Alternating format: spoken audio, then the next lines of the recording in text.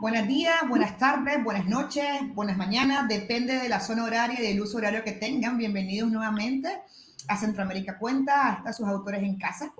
Estamos felices esta tarde de tener esta conversación con Elena Medel, Luis Chávez y Valeria Tentoni, que vamos a hablar de poesía, narrativa y más. Todos ahí vamos, como decimos en Nicaragua, tenemos cancha libre y además ya Valeria va a guiar esta conversación, pero antes vamos a contarle y un poco que esta conversación forma parte de una serie de charlas que hemos tenido en el festival con una serie de autores españoles y centroamericanos dentro del proyecto 10 de 30. Eva Bañuelos, directora del Centro Cultural de España en Guatemala, nos va a dar unas breves palabras y ya luego yo voy a presentarles a Valeria, quien va a guiar esta conversación. Hola Eva, bienvenida.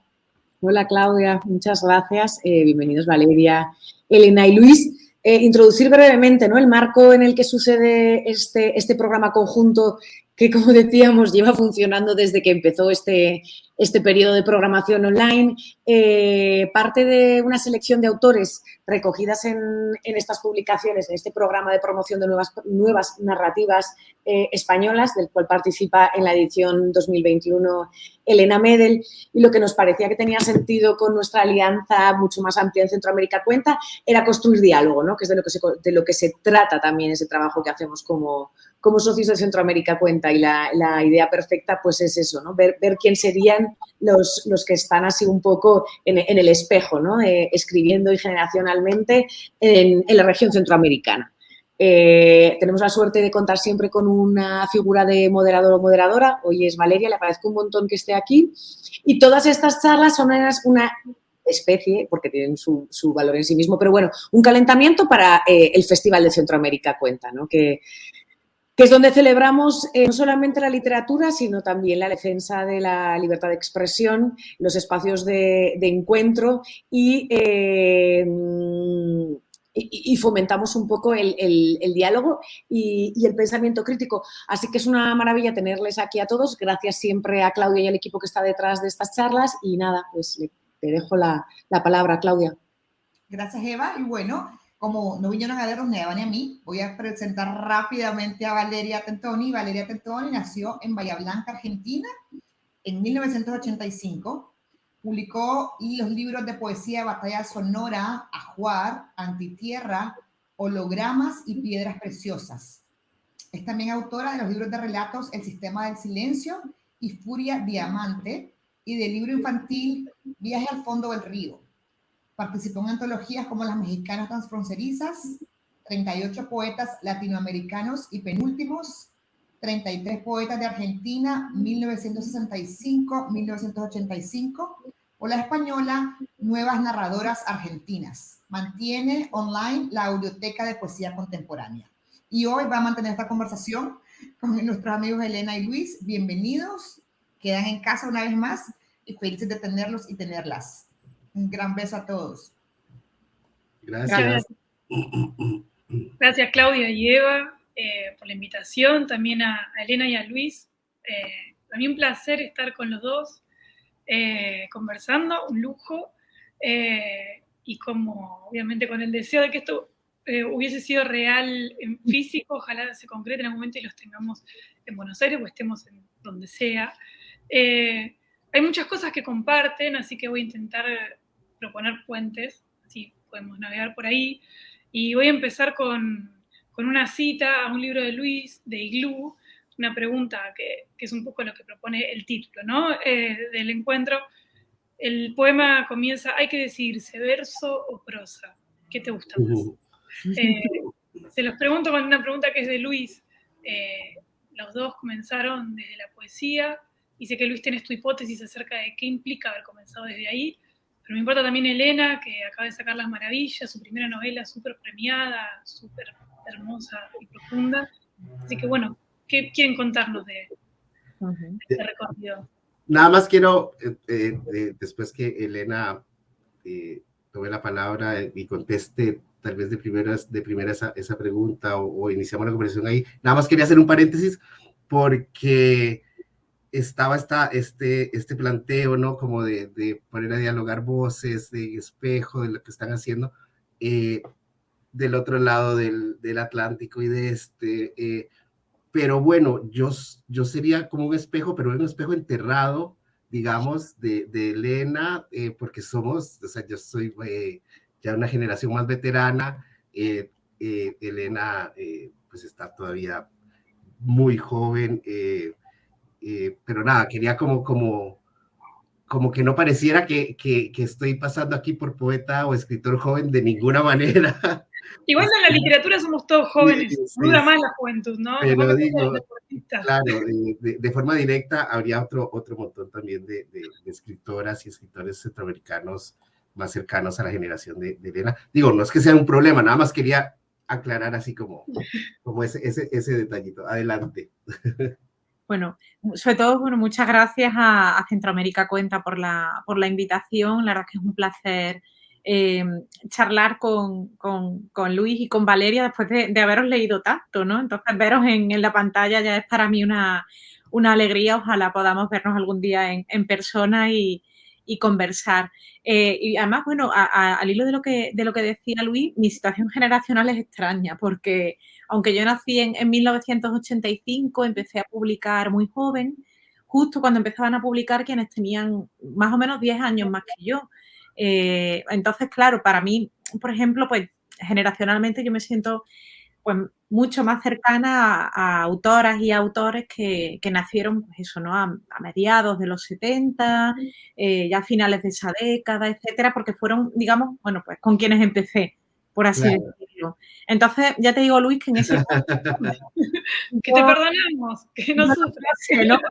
Por dónde ubicarme, quizás estemos más cerca de lo que piensa. Ok. En mi caso, Publicaste mi primer bikini, lo escribiste a los hace 20 13 años. años o algo así. Hace 20 años, justo ahora en Claro. febrero, que publiqué el libro, que es algo que a mí me parece marciano, ¿no? Como, claro, porque es un libro que tiene más de la mitad de mi vida, por así decirlo, ¿no? Cumple ahora, pues eso, yo tengo 36, pues ha existido pues, 2 décadas de mi vida, sí. Hay poemas de los 13 a los 16 años y lo publiqué con 16, justo unos meses antes de cumplir 17. Así que, bueno, para mí es ya digo, ¿no? Un libro casi arqueológico. A veces me toca releer algún poema, es como, o sea, yo escribí esto con 14 años, con 13 años. Pero es cierto que yo no hice, digamos, mi salto no es de la poesía a la narrativa, sino al revés. Yo creo que es una experiencia de infancia muy común a la de mucha otra gente que escribe, ¿no? El hecho de empezar a jugar escribiendo, por así decirlo, ¿no? En mi caso, a mí me gustaba muchísimo leer y la lectura era de una manera quizá tópica, pero era mi refugio. Y de la lectura pasé a la escritura, ¿no? Con pequeños cuentecitos, con, bueno, pues 7, 8 años, pero que tenían una, bueno, rara vocación narrativa, ¿no? Había claramente un planteamiento, un nudo y un desenlace, había personajes que tenían sus propias peripecias y empecé a escribir, bueno, pues relatos y era pues, parte de mi entretenimiento de infancia, de mis juegos de infancia. En la adolescencia yo leo una antología de la poesía de la poesía de la generación del 27, iba a decir de los poetas, porque es una antología que es exclusivamente masculina, no hay ninguna autora. Y en ese libro yo encontré la poesía de Lorca y me ocurrió algo. Yo tenía la sensación de que yo utilizaba para hablar con mis amigas, con mi familia, unas palabras que eran comunes a las que aparecían en esos poemas, pero que en esos poemas estaban utilizadas de otra forma, por así decirlo, ¿no? Había otra intención diferente, otro significado, otra música, y yo dije, de repente, este es el idioma que yo quiero hablar. Me parece muy bien el idioma que yo quiero hablar o sea, que yo hablo eso en el patio del instituto, en el salón de casa, etcétera, pero esto es lo que yo quiero. Y ahí empecé a escribir poemas. Nunca he dejado la narrativa, he intentado, bueno, siempre he seguido escribiendo cuentos, de hecho también además he publicado ensayos y he escrito artículos, etcétera. He intentado varias veces escribir novelas, pero siempre he ido, digamos, compaginando ambos géneros, principalmente, ¿no? La poesía y la narrativa, pero nunca hasta las maravillas me había sentido cómoda con un libro extenso de narrativa como para intentar publicarlo, etcétera. No ha sido hasta ahora. Entonces yo no puedo decidir entre poesía y narrativa, aunque es verdad que ahora estoy más más centrada en la narrativa que en la poesía, que hace tiempo ya que no la escribo. Pero, por ejemplo, tengo muy claro desde el primer momento cuando hay una idea a qué género va. No tengo a lo mejor dudas que escucho otras veces a otras autoras, ¿no? De repente, pues, el propio texto me va llevando, no. Para mí es muy claro cuando surge, digamos, esa chispa, ¿no? Esa idea, esa intención, a qué casilla va, ¿no? Si me voy al verso o me voy a la prosa. Luis. Sí, yo empecé con poesía, con poemas, o sea, pues estaba la lectura, ¿no? Antes, siempre, nunca está primero la escritura, estuvo por mucho tiempo solo la lectura. Este personaje, para hablar en tercera persona, que crece en esta casa donde no había hábitos de lectura de mis padres ni de mi abuela, mi hermano no había nacido en ese momento, pero que se dan cuenta que le interesa muchísimo leer y leer lo que encuentra, ¿no? Los manuales de la licuadora, cualquier cosa que había por ahí. Y empiezan a comprar libros, entonces ahí ese es el primer paso, ¿no? Y sí, cuando empiezo a escribir, o sea, era poesía, ¿no? Era poesía, pero siempre había porque digamos, más que de la literatura, yo en general digo, y creo que es así, ¿no? Igual eso, uno ve hacia atrás y pues se hace unas historias y unas teorías y trata de entender qué fue lo que pasó, pero sí recuerdo mucho, y lo menciono varias veces, lo he mencionado varias veces, escuchar canciones y particularmente estar interesado en las que contaban historias. Y claro, la música que escuchaba era pues la que sonaba en la radio, Mireya, que era esta chica que trabajaba en mi casa, digamos como empleada doméstica, hubiera sido el título, pero en realidad fue como una hermana, o sea, vivió 30 años con nosotros, eran otras épocas, de hecho cuando empezó a trabajar en mi casa era menor de edad, era otra época de Costa Rica en los 70s, pero bueno, estaba la radio y entonces cuando digo historia, canciones con historia me refiero a esa educación sentimental, ¿no? De las baladas románticas, las que tenían historia, ¿no? Se me ocurre en este momento Un ramito de violeta, ¿no? Ese tipo de canciones. Me interesaban, como que ahí había algo, o sea, eso que estaba sucediendo ahí me interesaba muchísimo. Y luego la poesía que empiezo a escribir tenía eso, ¿no? Es una poesía un poco narrativa, tal vez, o sea, siempre, ¿no? Yo creo que está más cerca de una narrativa que de otra cosa. Ahora, en el momento en que ya no sé si la palabra es decido, sucede que empiezo a escribir algo que ya tenía otra respiración, ¿no? Pues sí, evidentemente no ibas a tener el formato que a veces para mucha gente, o incluso para uno a veces es arbitrario, ¿no? Esto va en verso y lo cortamos, aunque es una narración. Pues es eso, ¿no? Es como se siente, esto es más largo, esto no los poemas narrativos, por lo menos los que yo he podido hacer, o sea, los que me salen, no son largos, entonces son como en algún momento yo creo que lo había puesto por ahí, como un electroencefalograma de un cuento. Es un poema de estos narrativos, no es como ahí está el cuento, pero sin las hojitas, no solo las ramas. Ahora me pasó algo muy particular, que fue un libro que en el 2000 se publicó, se lo entrego a un editor, un libro que tenía, porque ahí sí me pasa tal vez diferente a como decía Elena, hay ocasiones en las que no sé qué es, no sé si es narrativa o poesía, hay otras donde claramente sí, pero con este libro en particular, un libro que se llama Asfalto, salió como novel también. Eran unos fragmentos, ¿no? De una historia de una pareja que se está separando y van en un viaje en carro, en auto, y Pero yo lo escribí, se lo entregué a un editor y él me había publicado un libro de poesía y él publica este libro como poesía, ¿no? Y 6 años después, otra editorial, otro sello editorial, todo esto sucede aquí en Costa Rica, el sello Lanzallamas, el primero fue Perro Azul, lo publica como novel, el mismo texto. Y yo, en ninguno de los dos casos, tuve nada que ver. O sea, yo cuando entregué el texto, yo no sabía qué era. O sea, a ver, no lo había pensado y no le dije, mira, esto es poesía o mira, esto no, sino aquí tengo esto es una historia, ¿no? Si tiene una secuencia, igual los textos creo que pueden leerse por separado, pero sí había una historia, se estaba separando esta pareja. Pero que para un editor era poesía y para otro un editor era una novela. Y ahí sí ya no tuve, solo esa vez me ha pasado, ¿no? Pero me parece un caso particular.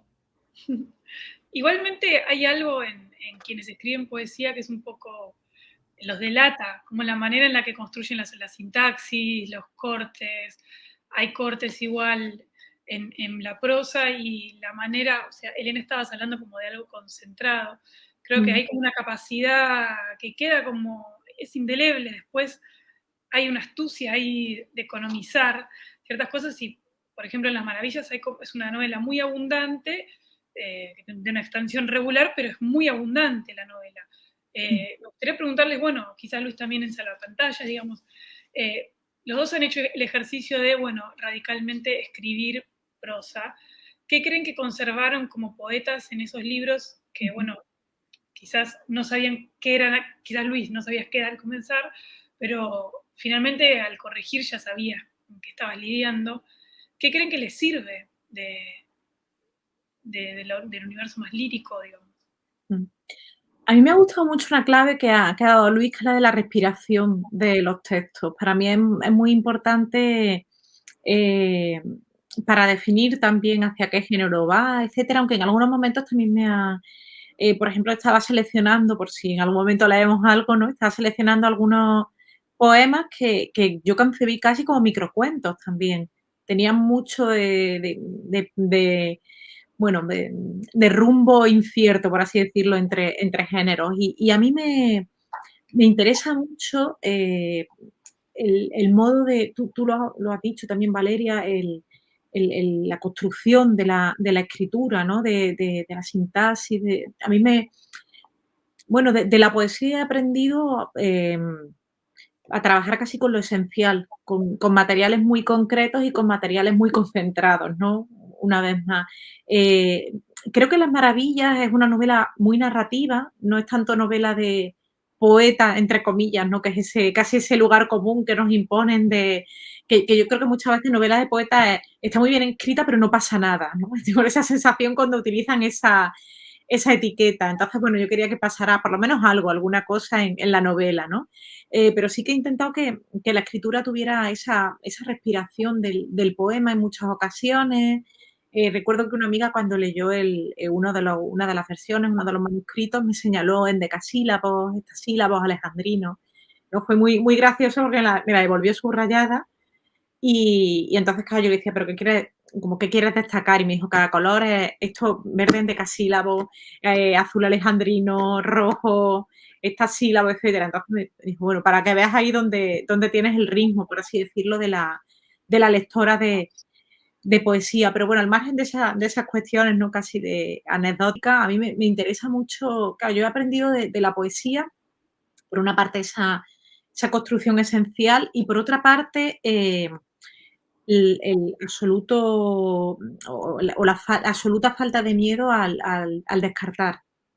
Yo creo que gran parte para mí, gran parte del proceso de escritura es no solo la corrección y la reescritura, sino también el descarte, ¿no? Asumir que hay poemas que no funcionan, que a ti a nivel emocional te pueden haber servido, pero que a la persona que los va a leer no les va a interesar en absoluto, que un párrafo, que una escena, etcétera, no aportan nada.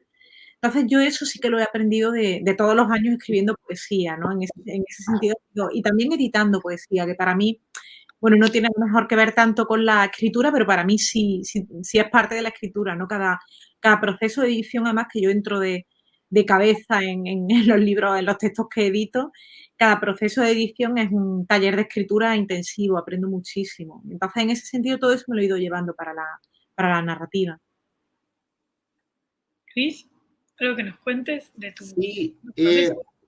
sí, yo creo que, o sea, comparto muchísimo de lo que decía Elena, y hay algo también que no es tan consciente que está sucediendo ahí, ¿no? Yo creo que porque lo mismo sucede al revés, digamos, haber crecido, bueno, crecido en el sentido desde que empecé a publicar, o en revistitas y blogs, y ya luego libros, y haber estado escuchando siempre, pero eso no es poesía, eso es narrativa. Entonces, igual, cuando escribí narrativa, bueno, pero esa es la novela, esa es la novela de un poeta. Entonces, también es como, un poco ayuda a eso, ayuda a relativizar, es como, no, porque entonces uno no se lo toma tan,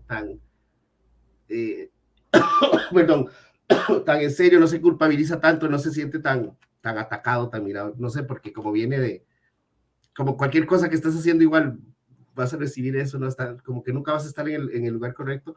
Y hay algo que no lo estaba uno pensando tan conscientemente, y sucede, y diría tal vez que tiene que ver con, y ya ni siquiera pensando en mi escritura, sino en qué sé yo, por ejemplo, en la de Elena, o de tantos poetas, cuando digo poetas van hombres y mujeres, jamás utilizaría la palabra poetisa.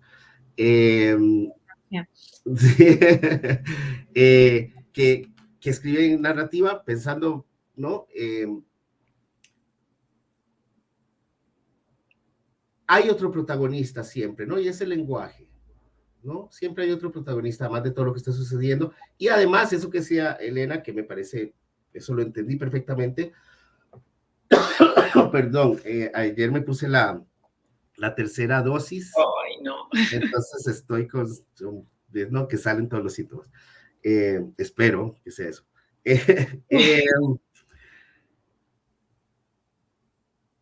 Que es, a ver, sí, una trama, pero esa preocupación, o sea, me encanta leer novelas o sea, no sé, esas novelas psicológicas o policiales, que están lejísimos de lo que yo voy a poder hacer en esta vida. No, o sea, no tengo eso, ¿no? O sea, me gusta el cine, ¿no? Y el arco narrativo y tal, pero también yo creo que está bueno cuando no hay tanta trama, ¿no? ¿Y qué pasó aquí? Bueno, no lo tengo tan claro, no sé, no lo tengo tan claro, pero bueno, ahí hay algo. Está el lenguaje también como protagonista, y el lenguaje nunca va a ser un protagonista que te dice algo, o que vas a ver, vas a llegar a una conclusión, a resolver algo, ¿no? Te está estimulando otras cosas, te está generando preguntas, ¿no? Pero sí, por ahí diría como que eh, esa sería mi manera de tratar de entender qué es lo que pasa, ¿no? Escribiendo narrativa, viniendo sí, viniendo de la poesía. En una de las cosas que dijiste, Elena, dijiste la poesía que quizás escribiste en cierto momento y te sirvió a nivel emocional, y después abandonaste, y estabas hablando también de tu primer libro, de todos los años que hace que está con vos, y pensaba en Falso Documental, en la antología de Luis, que está ordenada de adelante para atrás, o sea, de lo último a lo más viejo. Hay una poeta argentina que me da el gusto de citar, que cito siempre, que es Juana Vignosi, que Bueno. en una entrevista me dijo que la poesía acompaña a los otros, y era una grande, ¿sí? Y Juana decía eso, me lo dijo y la recuerdo diciéndomelo todo el tiempo, la poesía acompaña a los otros, no a quien la escribe. Teniendo presente esa lección maestra, bastante dura también, me pregunto cómo se le vuelven a leer ustedes, si vuelven, como en estos casos, de armar una antología como Luis, pero digo, ¿qué ven cuando leen? ¿O a quién ven? Porque también la pregunta es, ¿uno está del todo ahí en lo que escribe? Cuando escribe poesía, pregunto. pacto, ¿no? No cuando el pacto es de ficción, pero cuando estamos en el poema, en esa presencia retirada que es tan extraña, ¿qué les pasa a ustedes con sus libros viejos? En mi caso, por ejemplo, con mi primer bikini, que es el primer libro que yo publiqué, yo he tenido siempre una relación muy difícil a raíz pero casi desde su publicación, ¿no? Pero sobre todo con el tiempo. Me ha costado muchísimo reconciliarme con ese libro. Durante muchos años no leí poemas en público. No tanto por el libro, que bueno, es un libro muy irregular, claro, quiero decir, no puede ser de otra manera porque hay poemas de entre los 13 y los 16. Entonces, bueno, creo que con el tiempo he aprendido a ver el valor que para mí de una manera simbólica tenía, ¿no? De, bueno, pues, algunos aciertos, creo que hay algún poema que más o menos se sostiene y sobre todo que estaban ahí muchos temas que me han ido interesando luego. Toda la voz de las mujeres, la conciencia de la genealogía, la construcción de la identidad, en lo formal, pues el trabajo con la imagen, el poema narrativo y extenso, etcétera. Pero es verdad que también es un libro escrito sin ningún tipo de conciencia de estar escribiendo un libro. Eran poemas de un adolescente que yo recopilé y a los que di una estructura como buenamente pude, etcétera, pero no hay esa conciencia de la escritura ni esa conciencia de que algo se va a publicar después. De hecho, yo, por ejemplo, nunca he escrito con tanta libertad ni con tanta urgencia como en aquella época. No creo tampoco que fueran poemas de salida emocional, por así decirlo, ¿no? En el sentido de no escribía como para desahogarme, etcétera, sino que de una manera extraña había una intuición ahí literaria y como, bueno, pues cierta vocación de estar construyendo un poema. Pero al mismo tiempo no existía la conciencia. Y bueno, ya digo que a mí me ha costado mucho, ¿no? Por todo lo que rodeó el libro, etcétera, reconciliarme con él y hace unos años se publicó un volumen de poesía reunida. Tuve que picar el texto porque yo no lo tenía, claro, estaba en un disquete en casa de mis padres y yo no tenía versión digital del libro, así que me tocó picarlo y por tanto me obligué a releerlo y ahí se produjo esa reconciliación con ese libro primero, ¿no? Pues bueno, como digo, lo miré con otro ojo y dije, bueno, no es un libro maravilloso, no es el libro del que más orgullosa estoy, pero tampoco tengo que cebarme tanto con él, ¿no? Y bueno, sí que es verdad que mi actitud ante la escritura y sobre todo ante la escritura de poesía ha cambiado mucho desde entonces, ¿no? Decía que hay textos que a mí a lo mejor a nivel emocional me sirven y yo de hecho no he dado desde hace mucho tiempo un poema por acabado, por así decirlo, porque no me han terminado de convencer, pero sí que he seguido escribiendo, digamos, no he escrito para publicar, no he escrito con la intención de que eso vaya a ir a ningún libro, pero sí he escrito de vez en cuando algunos poemas como a nivel personal, porque lo necesitaba, pero para mí está muy claro que eso no es publicable. O sea, como bueno, yo siempre, muchas veces, aquí me pongo la chaqueta de editora, a autoras y autores les digo, oye, muchas veces tienes que pensar en que este poema lo tiene que leer alguien que no va a saber absolutamente nada de ti. Lo ideal es que este poema lo lea alguien dentro de 20 o 30 años, 40, 50, y que no sepa absolutamente ningún dato sobre tu biografía, que quizás esté en otro país y que ese poema tiene que establecer un diálogo con esa persona. Entonces, bueno, ahí quizás las claves personales tienen que literaturizarse, por así decirlo, ¿no? A mí me interesa mucho la literatura autobiográfica, me encanta, por ejemplo, Annie Ernaux, es una de mis escritoras favoritas y Léxico familiar de Natalia Ginzburg es uno de mis libros de cabecera, pero me gustan sobre todo porque partiendo de presupuestos autobiográficos y partiendo de lo íntimo, logran pasar, por así decirlo, a lo común, a lo colectivo. A mí es lo que más me interesa, ¿no? Que una emoción propia pueda ser, por así decirlo, una reflexión colectiva. Luis. Ahora que mencionabas precisamente falso documental, hay un texto que hice ya después de montar, ¿no? De que estaba montado todo el libro y ya lo habíamos revisado con la editora que fue Mercedes Viraldes quería escribir una paginita introductoria, además para explicar por qué había decidido que iba a empezar con los poemas más cercanos y yendo hacia atrás en el tiempo. Pero ahí mencionaba algo que me pasó, porque, o sea, mientras hacía eso y decidía y tuve que leer el primer libro que está ahí, que es del 97, hay un libro anterior que es el con el que nunca me reconcilié y que tiene otro valor, pero que no está incluido ahí. Además había sido una autopublicación, jovencito.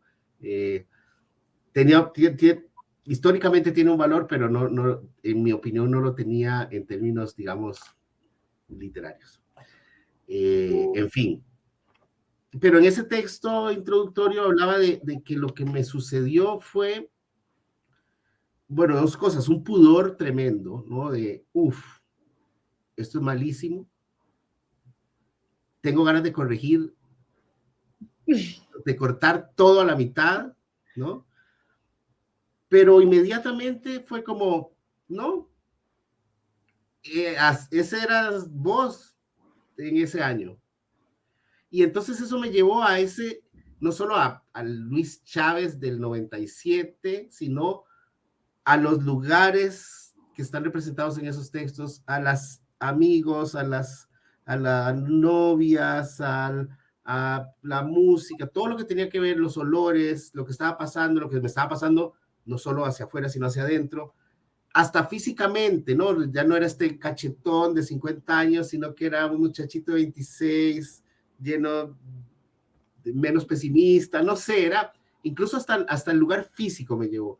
Entonces ahí fue como, es un poco hacer trampa, corregirlos ahora, ¿no?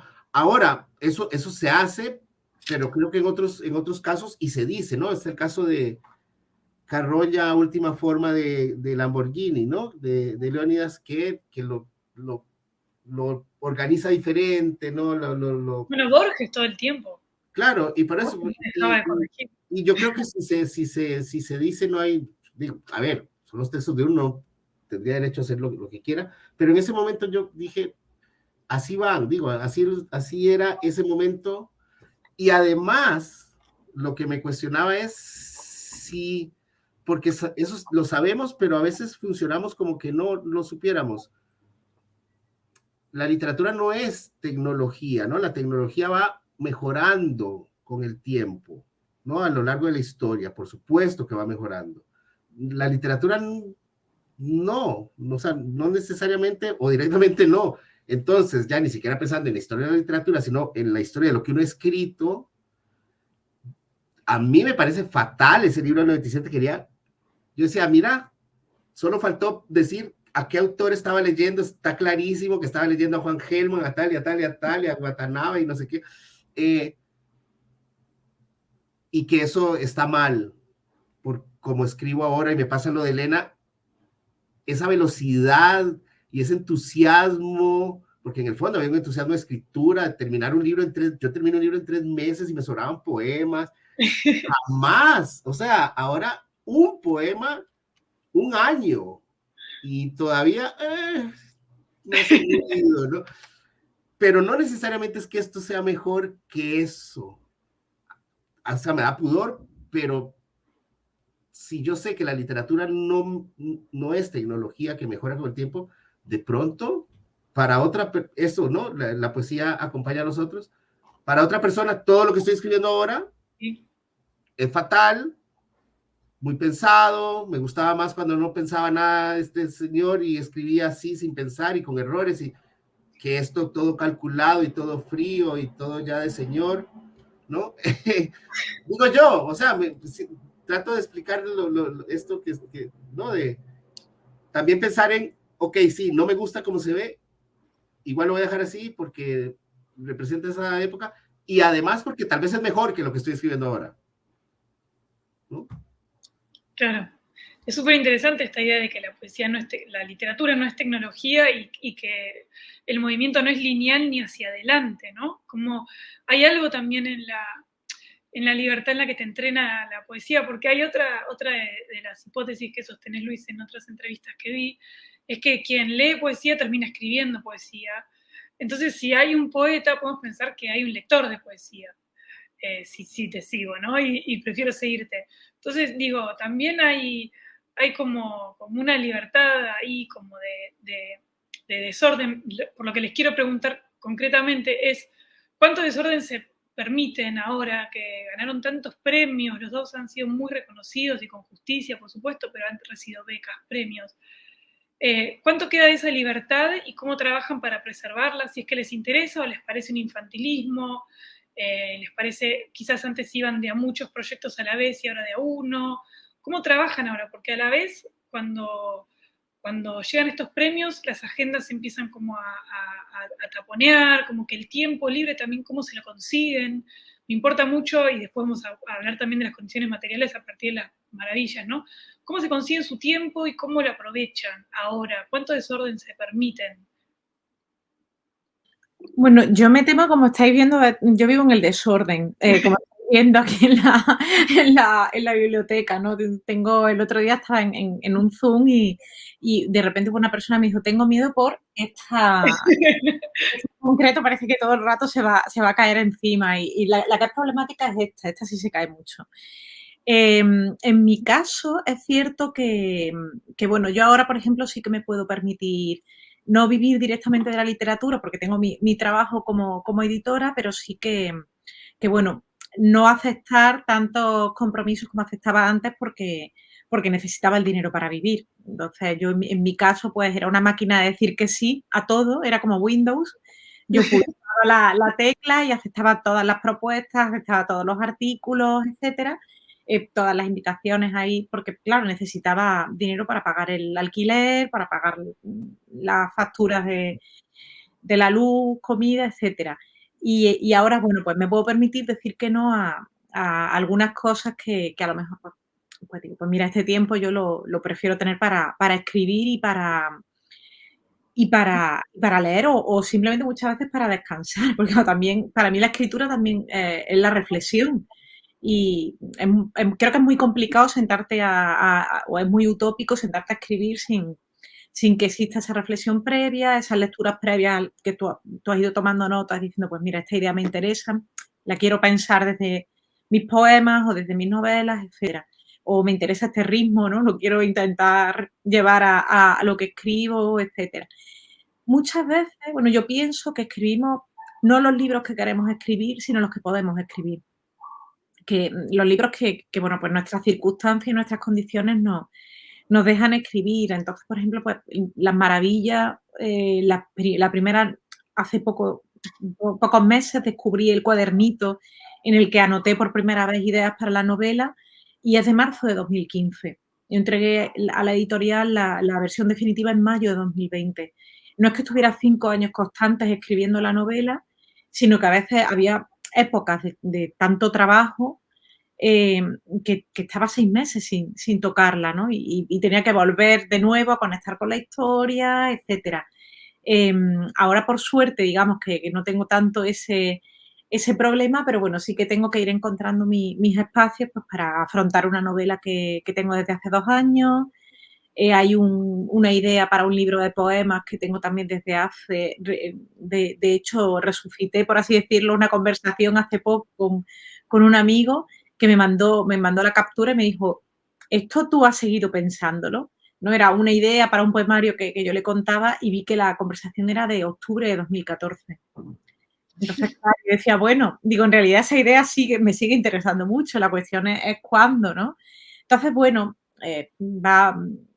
vas encontrando esos espacios que te deja el trabajo, que te deja también, bueno, pues el trabajo que tiene que ver con la escritura, ¿no? Porque tienes que acompañar los libros, tienes que defenderlos, por así decirlo, por una cuestión casi de... En mi caso, yo creo que es un trabajo colectivo, aunque yo esté sola en casa escribiendo, pero creo que en el libro ha implicado a mucha gente y que bueno, que en cierto modo tienes que responder también ante esa gente.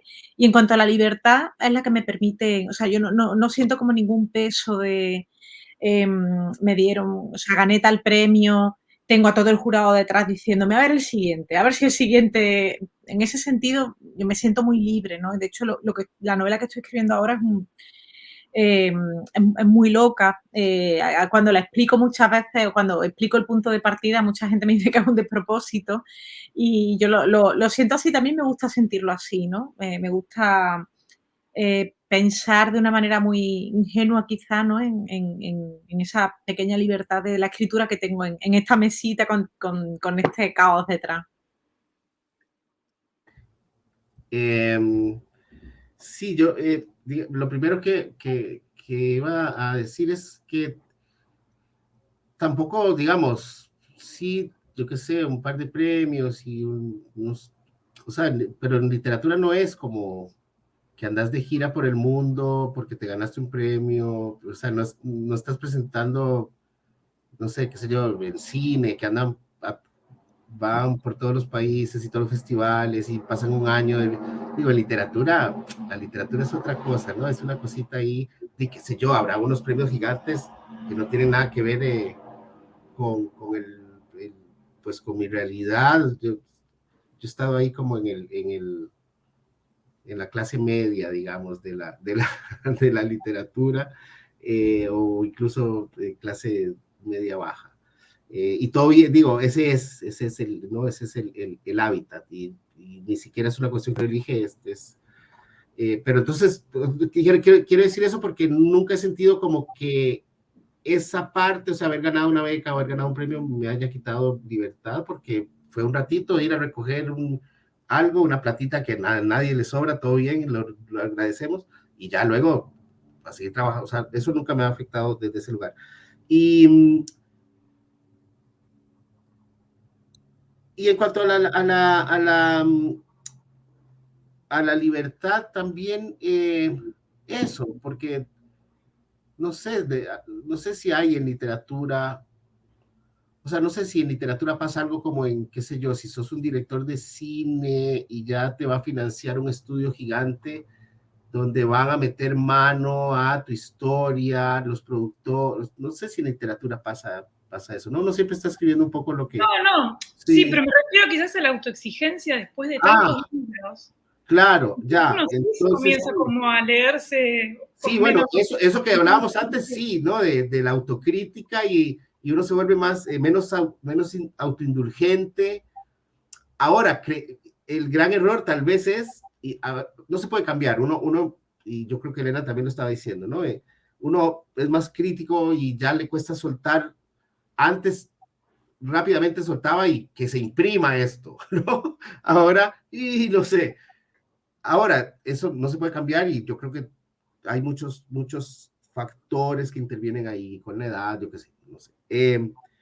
Pero que no, lo que uno debería saber es que no necesariamente mi criterio de hoy quiere decir que esto es, que me gusta ahora es mejor que lo de antes, ¿no? Es otra cosa y no lo puedo cambiar, me da pudor y tal, pero tal vez eso sí.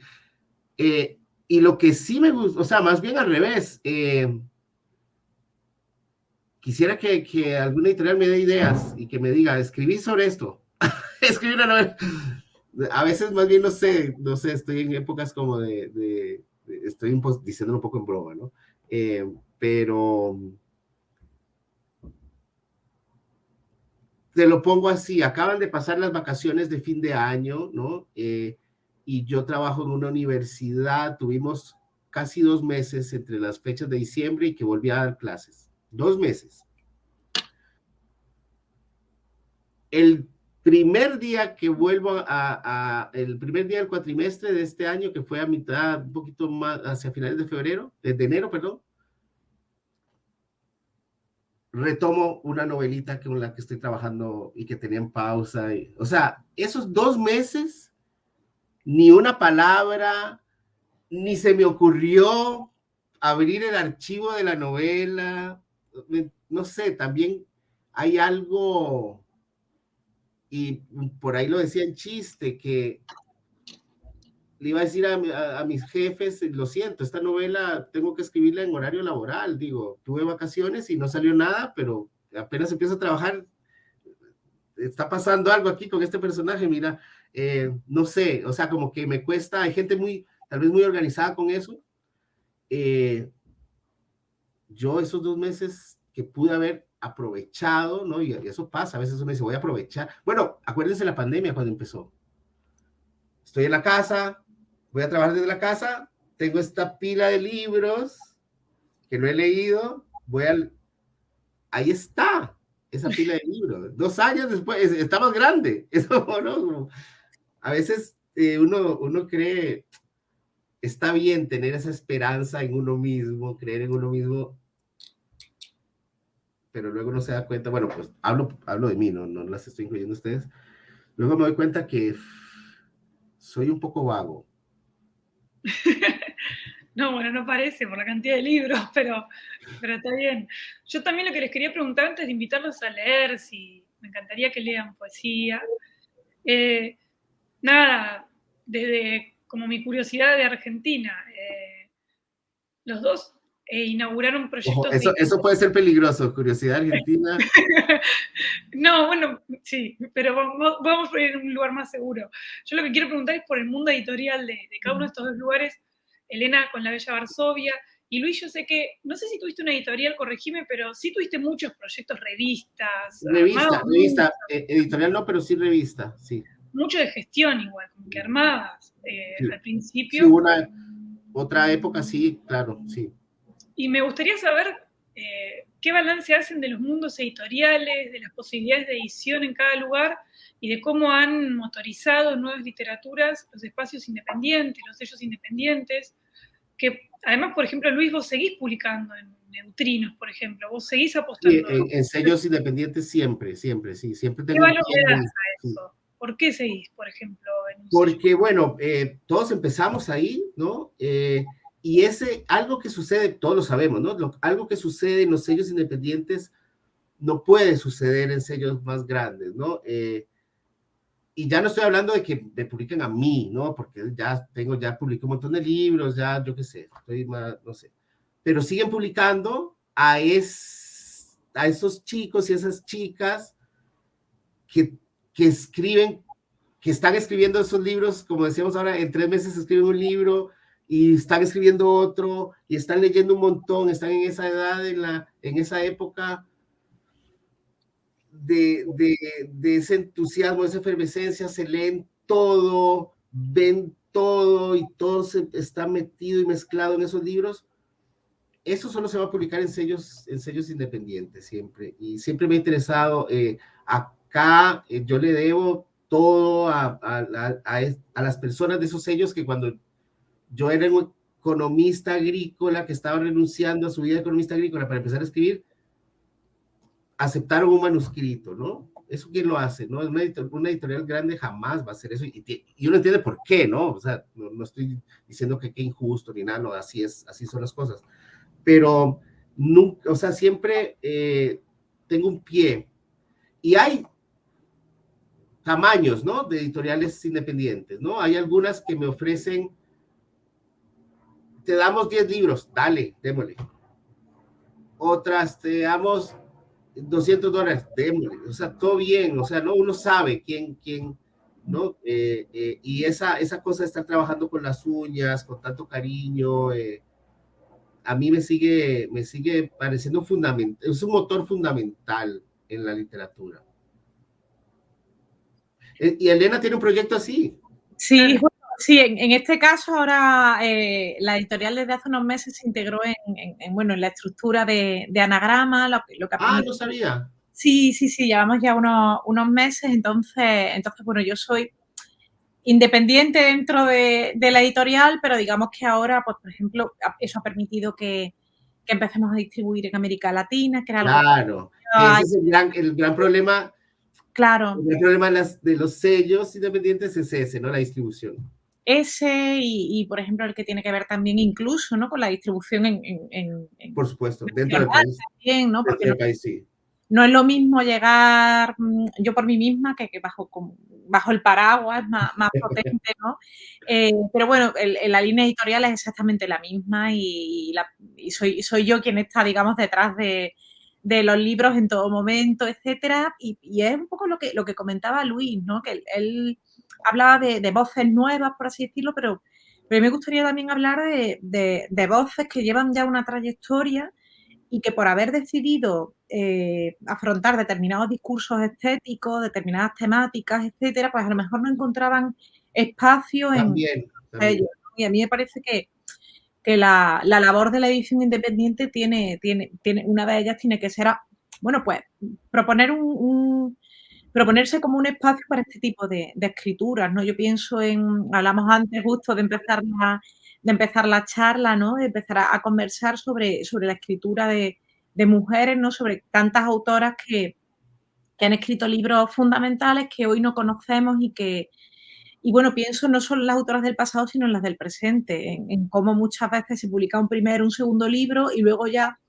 es mucho más complicado encontrar un sitio para publicar esos libros, y a mí como editora me interesa, ¿no? Una de mis voluntades o de mis vocaciones es que la editorial pueda ser un espacio para esas autoras, ¿no? Que tengan, bueno, pues la tranquilidad de decir, estoy escribiendo este libro con la calma de que va a tener su espacio en el catálogo, etcétera. Creo que la escritura se afronta de otra manera, ¿no? Con esa tranquilidad de que sabes dónde va a publicarse y no vas a tener, como en el caso de España, ¿no? Que dedicarte a enviar el libro a un montón de premios, etcétera, a ver si en alguno hay suerte. A mí me parece que la tecnología, quizá hablando de una forma grandilocuente, pero en estos 20 años, ¿no? Que es cuando yo empiezo a tener memoria, ha permitido el surgimiento de proyectos independientes, ¿no? Yo maqueto, o sea, desde este ordenador, yo maqueto, yo mando a imprenta, actualizo las redes, hablo con mis autoras y con mis autores, etcétera, lo hago todo, ¿no? Digamos, esto me permite trabajar aquí, trabajar en cualquier otra ciudad, en cualquier circunstancia. También, ojo, a cualquier hora, cualquier día, porque creo que la mayoría de los proyectos independientes tiene mucho que ver, que es algo que en muchas ocasiones se romantiza, es algo que me da mucho miedo, ¿no? Porque tiene mucho que ver con la precariedad, con la autoexplotación, yo creo que eso es otro tema quizá, ¿no? Para hablar, ¿no? Pero muchos de esos proyectos se sustentan en la vocación, pero claro, lo vocacional y el entusiasmo, ¿no? Como dice la ensayista Remedios Zafra. Pero claro, lo vocacional no te paga el alquiler, ni te paga las facturas, etcétera. Pero es cierto que gracias a esos proyectos editoriales independientes, pues hay otros discursos, ¿no? Otras estéticas y otros temas que bueno, pueden salir a la luz. Pienso en catálogos en España, ¿no? Que a mí me interesan muchísimo, ¿no? Como los de Ultramarinos o La Uña Rota, para traducciones, por ejemplo, Thriller 71, toda la labor de décadas de Torremozas que lleva publicando mujeres desde hace 40 años. Entonces, bueno, yo creo que son muy interesantes esos espacios alternativos. ¿Les puedo pedir que lean poesía? Luis. No, iba nada más a subrayar, porque lo mismo que dijo Elena, pero subrayarlo que, claro, no son solo las voces nuevas, ¿no? Sino incluso este rescate de escrituras, y la verdad es que hay que decirlo, sobre todo escritoras. Acaban de publicarse en Chile la obra de Eunice Odio, por ejemplo, de costarricense. Estamos hablando de Yolanda Oreamuno. Yolanda Oreamuno, ¿no? ¿Qué pasó eso? Incluso son nombres conocidos, pero no encontrás libros, ¿no? Claro.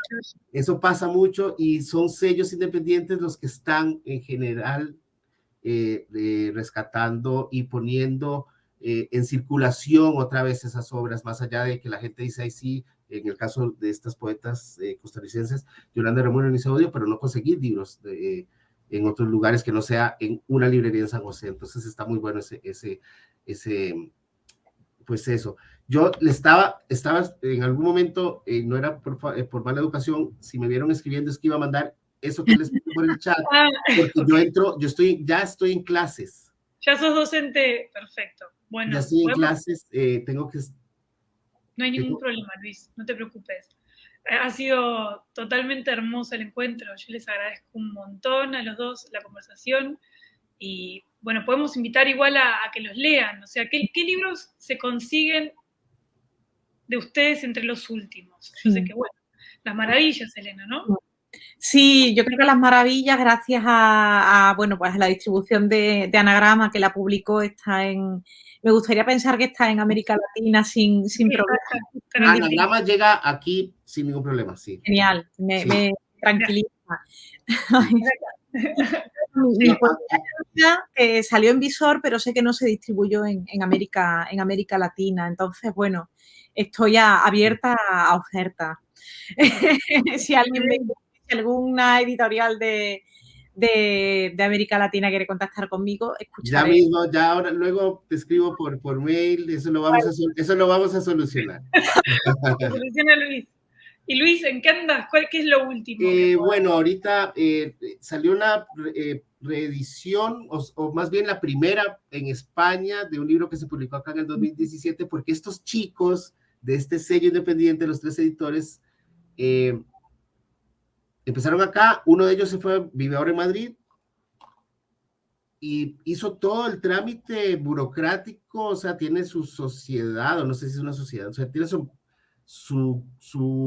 número de empresa, ¿no? Como de cédula de identidad, pero de cédula jurídica, y está publicando en España, y salió ese libro, porque ese libro no había llegado incluso estaba en Seix Barral, pero Seix Barral de este lado, que además esas cosas, cómo funcionan las editoriales, en fin. Perfecto. Y Oberol también está, ¿o no? El de Oberol es de los últimos. Sí, y salía este libro de poesía que salió aquí, que eso también sucede ahora, ¿no? El mismo libro con varios sellos independientes que se mueven en diferentes lugares, digamos, salió aquí con Perro Azul, que va a ser para Costa Rica y Centroamérica, y sale con Oberol para Chile, Argentina, y me parece estaban comentando que se va a distribuir Oberol bueno, uno dice España, pero me imagino que será una librería en Madrid y una librería en Barcelona. ¿Cómo es el nombre, Luis, de ese libro? Fuera de la gravedad. Volví a publicar poesía después de bastante tiempo. Muy bien. Bueno, yo voy a invitar a todas las personas que nos miran que los escuchen. Tengo que irme corriendo. Perfecto. Salgo corriendo, disculpen. Adiós. Hasta luego. Adiós, Luis. A ver cómo salgo aquí. Bueno, quedamos, ¿no? Igualmente, quedan invitados todos a escucharlos leyendo poemas. Está lleno internet de recitados y sus libros. Así que, bueno, ojalá que lleguen pronto, Elena, tus libros acá, los de poemas. Sí, hay que arreglarlo eso. Mil gracias, Valeria. Fue un charlar. Gracias a vos. Un abrazo. Adiós.